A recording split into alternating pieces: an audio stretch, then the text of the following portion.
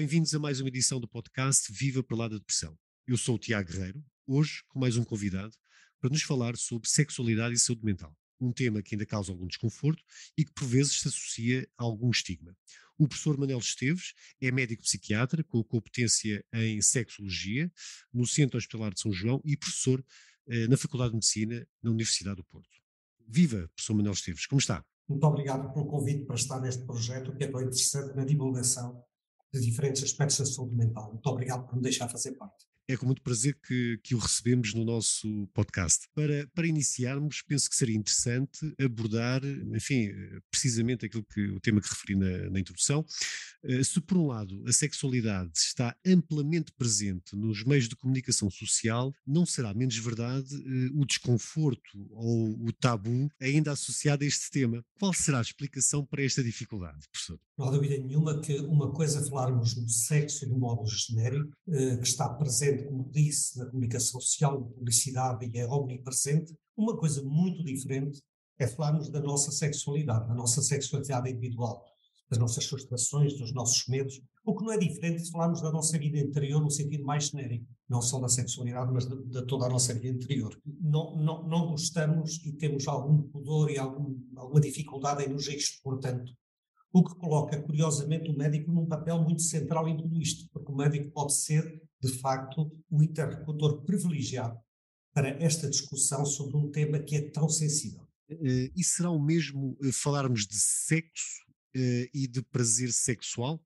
Como discriminar estas duas dimensões? Sim, o sexo é muito mais abrangente e, obviamente, compreende coisas como a procriação e compreende coisas como o estabelecimento de relações de longa duração e ligação comunicacional entre os participantes, etc. É muito mais abrangente. Mas o prazer, do que o doutor falava, é muito central como fator desencadeador ou motivador para o sexo. E este prazer é muito interessante porque também tem em conta coisas como não só eu receber prazer, mas o eu dar prazer e eu ter prazer quando dou prazer. E todas estas coisas são muito interessantes e são muito frequentemente negligenciadas. E principalmente o sexo como prazer também, como um prazer mais interessante e mais real, afastando-se de um prazer rotineiro, de um prazer quase com um calendário e horário marcado, que vai perdendo o interesse e o significado ao longo do tempo da relação do casal. E em relação ao sexo, especificamente, podemos afirmar que existe, por exemplo, um sexo, enfim, saudável e sexo não saudável por oposição, ou esta destrinça não faz sentido? Eu preferia deixar a ideia de que o sexo é sempre saudável e benéfico, mas há sempre mas, teria que ser positivo e construtivo para os intervenientes, obviamente. Terá que ser livre de dependência, de exploração e de violência, obviamente, e também deverá estar fora de algumas raras manifestações de patologia mental. Se deixarmos de lado essas questões, certamente que se for positivo e construtivo para os intervenientes, o sexo é saudável e até um componente fundamental de manutenção da saúde e de recuperação da saúde quando estamos doentes. Muito bem. Tem-se também debatido muito sobre o tema da identidade de género e orientação sexual. Consegue-nos explicar um pouco a diferença entre os dois conceitos? Porque pode gerar alguma confusão nos nossos ouvintes. Orientação sexual, partindo de definições muito simples, nós podemos dizer que orientação sexual é o tipo de atração erótica que eu possa ter em relação ao género ou ao sexo de uma determinada pessoa. Eu posso preferir ou sentir preferencialmente atração erótica por pessoas do mesmo sexo ou género que eu, e então digo que sou homossexual, de pessoas que pertencem a um sexo ou um género diferente do meu e diria que sou heterossexual, ou poderei ao longo da vida sentir oscilações nessa preferência, ou simultaneamente também, eu diria nesse caso que sou bissexual. Existem outros tipos de orientação sexual que mais recentemente têm de ser descritos como a sexualidade, etc., mas, enfim, isso poderemos abordar mais tarde se quiser. Já a identidade sexual é uma coisa diferente. A identidade não é tanto o que é que eu sinto em relação ao outro, mas o que é que eu sinto em relação a mim próprio, à minha própria sexualidade. Sinto-me eu masculino, sinto-me eu feminino, sinto-me eu alguma coisa no meio desse masculino e feminino. Sinto que essa definição não se aplica. Quando falamos de identidade sexual, basicamente estamos a falar da percepção interior que a pessoa tem sobre o seu próprio ser sexual. Muito bem. Penso que terá ficado muito claro estes dois conceitos que geram, de facto, muitas dúvidas. Às vezes a informação não é suficientemente explicativa. Penso que o professor foi muito claro na sua explicação. Avançando um pouco na nossa conversa, consideramos muitas vezes que a sexualidade é um tema exclusivamente dos adultos. No entanto, temos-nos deparado com notícias que indicam que o início da vida sexual será cada vez mais precoce. O que é que poderá estar na gênese desta antecipação? E pergunto se esta antecipação terá alguma implicação clínica ou psicológica para o jovem. Bom, há estudos de diferentes tipos em relação ao início da vida sexual mais precoce ou até em relação ao contrário, a uma diminuição da atividade sexual nas camadas mais jovens. Portanto, existem diferentes tipos de estudo, também depende de quem os faz. Portanto, algo contraditório ainda sobre. Sim, Muito bem. sem dúvida nenhuma, mas de qualquer maneira temos que ter em conta que progressivamente a adolescência vai começando mais cedo. Portanto, cada vez somos mais cedo adolescentes, cada vez terminamos a adolescência mais tarde e, como dizia, os desafios que se colocam na geração atual para atingir a maturidade sexual são certamente diferentes daqueles que nós passamos ou certamente diferentes daqueles que os nossos avós passaram. Todos nós temos um percurso para chegar a essa maturidade sexual. Esse percurso vai ser muito definido pelo meio onde estamos a crescer. E assim os desafios são diferentes. No nosso tempo, os desafios poderiam ser a culpabilidade religiosa, a culpabilidade relacionada com a educação repressiva, a falta de informação, a ignorância sobre o desejo e o prazer feminino, o pouco acesso à contracepção, o pouco acesso à informação em geral. Hoje em dia, os jovens encontram outros desafios para encontrar a sua maturidade sexual. Aqueles que eu tenho encontrado mais é a construção da sua identidade sexual, a aproximação ao outro, por exemplo, esta aproximação ser presencial ou ser virtual, os rituais de aproximação, como é que me aproximo do outro, as exigências para um corpo idealizado, por vezes inalcançável, a pornografia que está muito mais presente do que estava nos nossos tempos, outro tipo de expressão da sexualidade que nos é mostrado pela pornografia, etc. Basicamente, o que vai acontecer é que nós temos que amadurecer ao longo da nossa juventude, até chegarmos a pessoas maduras sobre os diferentes pontos de vista psicológicos. Um deles é a maturidade sexual. E este percurso vai-se fazendo, enfim, com as dificuldades inerentes e também com um processo que pode ser extremamente interessante para o próprio, e certamente esperemos que o seja, mas também com os obstáculos próprios a cada geração. E esta geração tem os obstáculos que tem, como a nossa teve, aqueles que teve. Naturalmente. No sentido daquilo que estava a referir, considera que se deveria investir mais recursos sociais ou haver maior disponibilidade, por exemplo, das famílias para este tema da educação sexual? Faria sentido? O que é que acha? Acho que as famílias têm um papel muito importante. E têm um papel muito importante porque as famílias acompanham muito próximo desde que nascemos. Portanto, têm um acesso a nós muito mais próximo. E têm um acesso muito próximo não só por uma educação sexual que nós poderíamos chamar explícita, isto é, conversar connosco sobre os assuntos que nos angustiam, nos preocupam, mas também implícita, isto é, os meus filhos veem como eu trato a minha mulher, os meus filhos veem como a minha mulher me trata a mim. Os meus filhos percebem o que eu toco, o que eu abraço, o que eu carinho, o que são relações entre homens e mulheres, ou entre homens e entre mulheres e mulheres, obviamente, o que é o contexto afetivo, o que é a criação de um futuro a dois, etc. E, portanto, toda essa educação sexual corresponde, sem dúvida nenhuma, à família e corresponde, sem dúvida nenhuma, aos pais, que têm nisto um papel muito importante. Os pais podem ser menos sofisticados intelectualmente para explicar coisas que se calhar cabem melhor ao professor de ciências naturais da escola ou que cabem certamente melhor ao médico, mas ninguém os bate na educação sexual para o afeto, principalmente centrada na família e está principalmente centrada nos pais, nos tutores, enfim, nas pessoas que cuidam daquela criança. E em relação, anteriormente, logo no início da conversa, mencionou os novos fenómenos associados aos meios digitais, enfim, os sinais dos tempos. O cybersex, temos o sexting, Que implicações é que estas vivências no âmbito da sexualidade poderão ter nos relacionamentos das pessoas? Quer dizer, haverá alguma implicação real? Há de certeza. Agora, a questão é, no fundo, isto são ferramentas, são instrumentos. E como tudo na vida, depende de como forem usados. Se estamos a falar do SMS no contexto de uma relação triangular, isto é, de uma relação extraconjugal, ela corresponde àqueles bilhetinhos de amor que estão, enfim, descritos nos clássicos, veja, por exemplo, essa de Queiroz, corresponde àqueles bilhetinhos de amor que hoje, em vez de serem transportados de um sítio para outro por uma funcionária da casa, são enviados através enfim, do meio digital, mas corresponde ao mesmo bilhetinho de amor e traduz o mesmo tipo de relação. Depois, as relações mais virtuais, que se estabelecem apenas no caso em contexto virtual e que não tem um contexto físico que a acompanhe, podem ser igualmente nocivas para o casal. O impacto é muito parecido como se tivesse havido uma relação extraconjugal. O impacto é muito parecido para o outro, para o terceiro.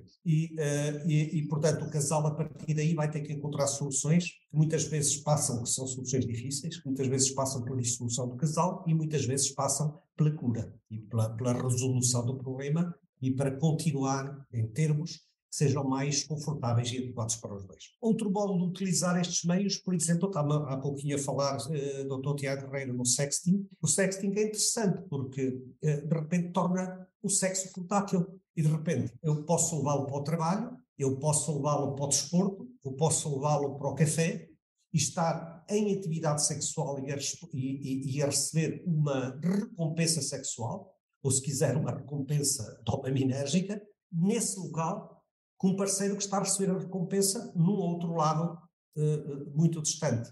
Isto pode ser interessante, pode ser um complemento de uma relação, sem dúvida nenhuma pode ser um complemento de uma relação, pode preparar o futuro de uma relação, que as pessoas ainda se estão a conhecer e através do sexting começam a conhecer-se também eroticamente, ou pode ter um outro tipo de contexto, pode ser uma relação extraconjugal, como falamos há pouco, etc., e aí poder ter contornos que sejam mais complexos em termos de comunicação. É interessante, o sexting é interessante porque, como são vários canais, há o canal da visão e ao canal da escrita, pode aproximar-se muito ao que classicamente são considerados estímulos eróticos preferenciais para o homem e para a mulher. O estímulo escrito, por exemplo, classicamente é muito associado ao erotismo feminino, pois está no sexting, naquilo que o rapaz escreve, estamos a falar de uma relação heterossexual, e as imagens que a senhora manda de seu corpo para ele estão muito de acordo com a visão, o estímulo visual que é tão interessante para a maioria dos jovens. E por isso o sexting, tem múltiplos canais, o canal visual e o canal escrito, etc., pode aproximar-se bastante dos estímulos preferenciais de um e do outro sexo. Muito interessante a forma como explanou esta sua explicação. Aprofundando um pouco nas problemáticas relacionadas com a sexualidade, consegue-nos lançar uma perspectiva sobre as principais disfunções sexuais? E serão as mesmas em ambos os sexos? Bom, nós, a maioria das vezes, a larga maioria das vezes, o profissional, como o Sr. sabe tão bem como eu, o profissional que tem que lidar com este tipo de coisas, a larga maioria das vezes não vai encontrar uma verdadeira disfunção sexual. A larga maioria das vezes vai encontrar uma insatisfação sexual. As pessoas não estão muito satisfeitas com a sua sexualidade, mas não uma verdadeira disfunção. A comunicação está mal no casal, andam cansados, não estão bem virados, andam em conflito, existe uma terceira pessoa, existe alguma coisa como filhos menores em casa, sogros em casa, alguma coisa que perturba a dinâmica familiar. Enfim, há um conjunto de problemas, a monotonia, a rotina, há um conjunto de problemas que estão a interferir na resposta sexual do casal, que certamente causam insatisfação suficiente para vir ao médico conversar sobre isso, mas que não são verdadeiramente uma disfunção diagnosticável. Quando falamos de uma disfunção, falamos de um quadro clínico que é diagnosticável. É possível pegar num livro de texto, diagnosticá-lo e dizer, olha, meu caro amigo, você tem isto assim e o tratamento é desta maneira. Essas disfunções temos no homem e na mulher. No homem, elas são muito conhecidas das pessoas em geral. No homem, por exemplo, a inibição do desejo, é quando o homem começa a deixar de ter vontade de ter relações, ou a ejaculação prematura, ou precoce, quando acontece muito cedo a ejaculação, ou retardada, se demora muito tempo a acontecer ou não ocorre, ou a disfunção erétil, que é aquela que preocupa mais o homem e que o traz mais vezes ao médico. Nas senhoras, a inibição do desejo e da excitação, portanto as senhoras começam a deixar de ter vontade e de se excitar, as disfunções do orgasmo, portanto as senhoras têm dificuldade, embora se excitem, de atingir o orgasmo, e aquelas que estão relacionadas com a dor durante o coito, como pode ser, por exemplo, o vaginismo. E basicamente as disfunções são mais ou menos estas. São bastante bem estabelecidas e também a investigação das suas causas e o seu tratamento também está bastante bem estabelecido. Elas constituem, apesar de tudo, um número pequeno das queixas que temos na consulta não de sexologia, na consulta geral. Na sexologia, obviamente, aparecem casos mais específicos e, portanto, vamos ter mais disfunções. Mas nas consultas em geral vamos aparecer muito mais situações de insatisfação sexual do que de propriamente disfunção sexual. E será que o estilo de vida atual estará a condicionar o desenvolvimento de mais problemas relacionados com a esfera sexual? O que é que a literatura dirá? O que é que a sua experiência diz? Eu diria da seguinte maneira. Em primeiro lugar, eu penso que é preciso termos em conta que nem toda a gente tem a mesma disponibilidade ou o mesmo apetite sexual. Primeira coisa, esta é uma atividade apetitiva e, portanto, é como o apetite de comer. Alguns temos mais, outros temos menos. Uma segunda coisa a ter aqui em conta é a importância que a pessoa coloca sobre a sua vida sexual. Isto é, surge um problema, que trabalho está disposto essa pessoa a fazer para o superar? Isto é, que importância que isso tem na vida da pessoa. Porque de repente há coisas que começam a ter muita importância. O filho que tem febre tem muita importância. O sogro que teve o ABC tem muita importância. A mudança de casa tem muita importância. A crise e o despedimento do local de trabalho tem muita importância. E de repente a vida sexual começa a perder importância. Então, uma das coisas a discutir aqui, neste casal, e volto a dizer, independentemente da orientação sexual, casal homo ou heterossexual, independentemente da sua orientação, estão a viver juntos, têm um conjunto de coisas que vão passando na vida deste casal e estas coisas podem ter maior importância do que a vida sexual ou menor.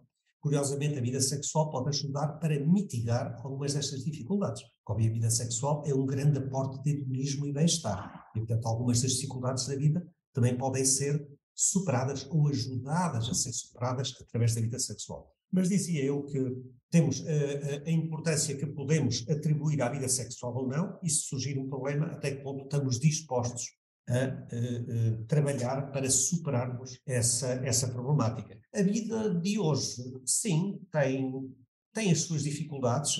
Eu estou convencido que se falássemos com a geração dos nossos pais ou dos nossos avós, iriam identificar outras dificuldades, numa altura em que não se tinha a certeza se ia jantar ou não nesse dia, ou numa altura que a gente não tinha a certeza se ia chegar vivo ao fim do mês, também eram as dificuldades. E, portanto, se eu quisesse salientar uma dificuldade que eu penso que é constante e que se calhar é diferente das gerações anteriores, é o stress crónico. Naturalmente. O stress crónico acho que é uma dificuldade que muito responsável por muitas queixas tipo psicossomático e entre eles pelas queixas sexuais que também são de alguma maneira psicossomáticas. E portanto eu acho que o stress crónico e o tipo de vida indutor de stress crónico pode ser um fator aqui importante. Vamos falando de saúde sexual e a saúde mental, como mencionou, parece estar sempre muito presente. Considera que estamos a falar de duas dimensões da saúde indissociáveis? Sim, eu apesar, são indissociáveis. A saúde sexual é uma parte absolutamente fulcral e central da saúde mental. A saúde sexual tem em conta aspectos da sexualidade que são físicos, mentais, sociais e fazem parte, sem dúvida nenhuma, do conceito mais alargado de saúde mental. Eu diria que não é possível ter uma saúde mental plena sem uma adequada saúde sexual. Acho que para termos uma saúde mental como deve ser, devemos ter uma saúde sexual que funcione. O que não quer dizer necessariamente que haja um padrão. Isto é, não temos de ter 2,5 relações por semana, seja lá isso que for, para termos sermos saúde sexual. Não temos é que ter uma saúde sexual no sentido em que é confortável, construtiva, na qual nos sentimos bem. Isto é, temos que estar em paz e em tranquilidade com o nosso ser sexuado interior, se quiser. Bem, e consegue identificar os problemas de saúde mental mais frequentemente associados à disfunção sexual?